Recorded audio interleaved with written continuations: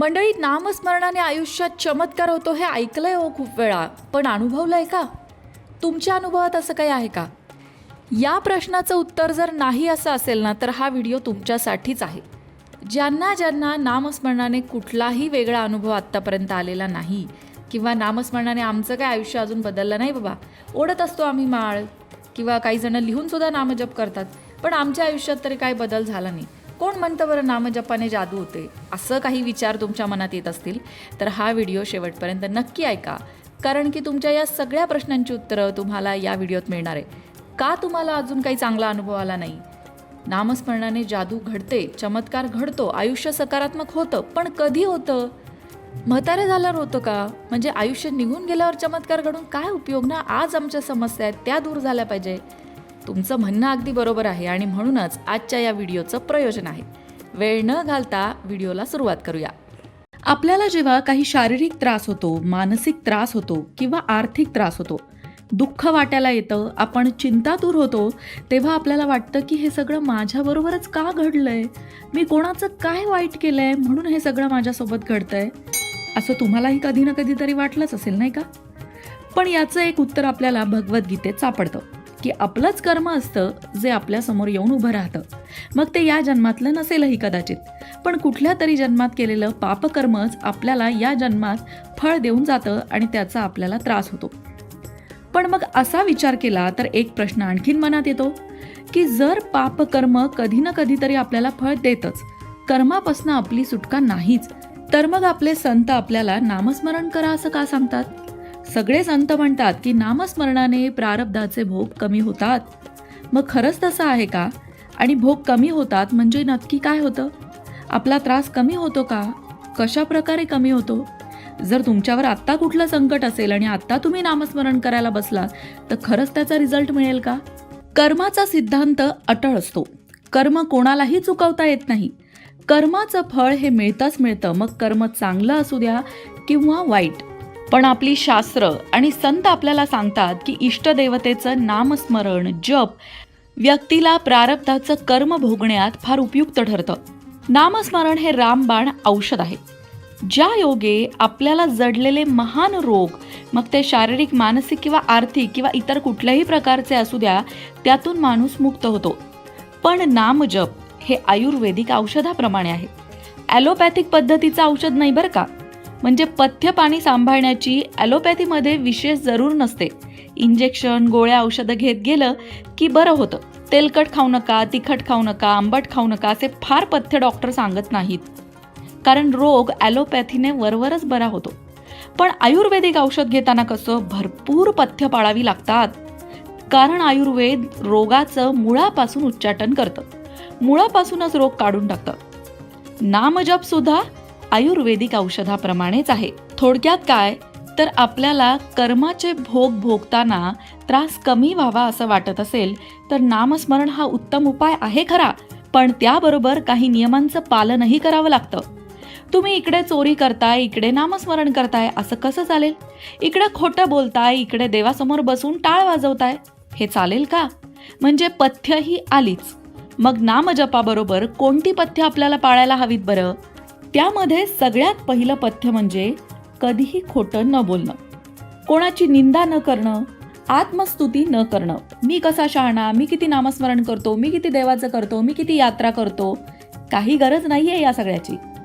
कोणतंही व्यसन न करणं ही तर पहिली अट आहे.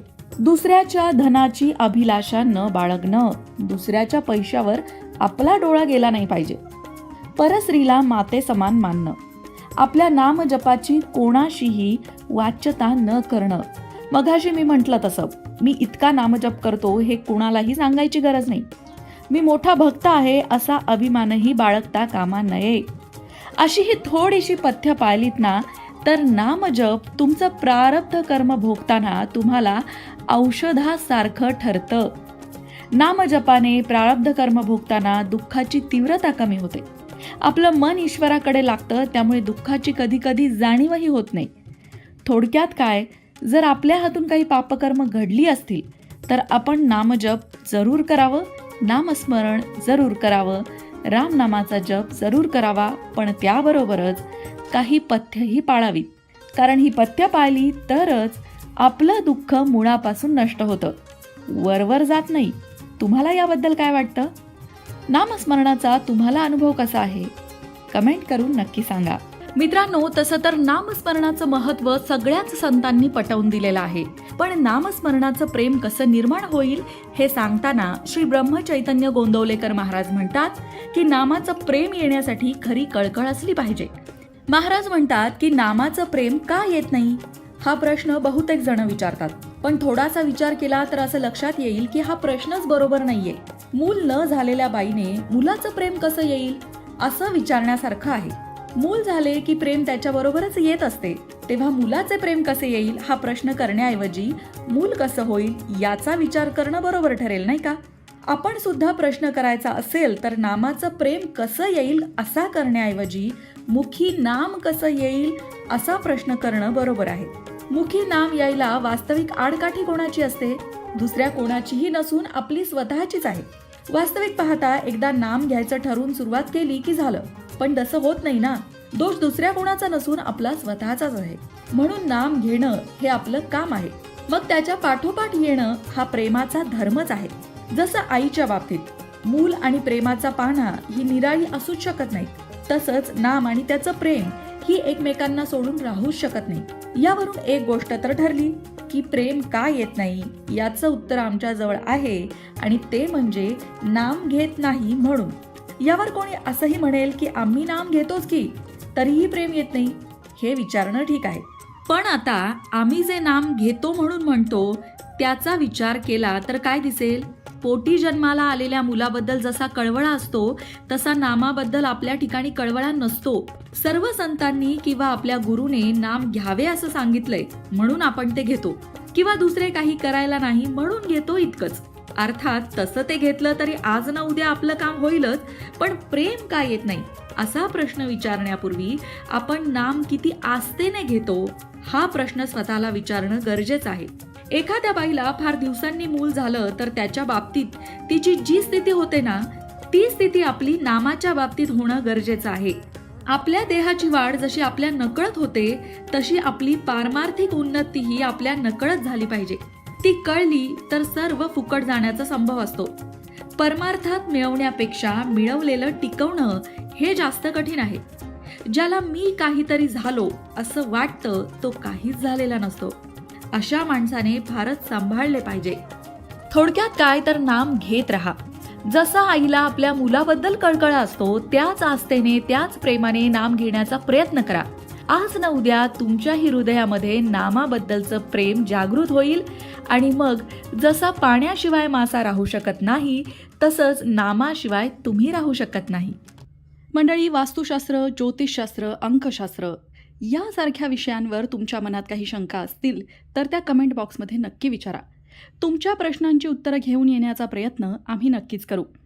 त्याचबरोबर आणखीन कोणत्या विषयांवरचे व्हिडिओ तुम्हाला ऐकायला आवडतील ते सुद्धा कमेंट करून सांगा, म्हणजे तुम्हाला हव्या असणाऱ्या विषयांवर सुद्धा व्हिडिओ घेऊन आम्ही येऊ. ज्योतिषशास्त्र, अंकशास्त्र, वास्तुशास्त्र यांसारख्या विषयांवरचं योग्य मार्गदर्शन तुमच्यापर्यंत पोहोचवण्याचा आमचा हा प्रयत्न आहे. तेव्हा तुमच्या शंका कमेंट बॉक्समध्ये नक्की विचारा. अशाच प्रकारच्या माहितीपूर्ण व्हिडिओंसाठी लोकमत भक्ती चॅनलला सबस्क्राईब करा आणि बेल आयकॉनवर सुद्धा क्लिक करा, म्हणजे आमच्या नवनवीन व्हिडिओंचं नोटिफिकेशन तुम्हाला मिळत राहील. तसंच योग्य आध्यात्मिक मार्गदर्शनासाठी लोकमत भक्तीच्या फेसबुक पेजला फॉलो करायला विसरू नका.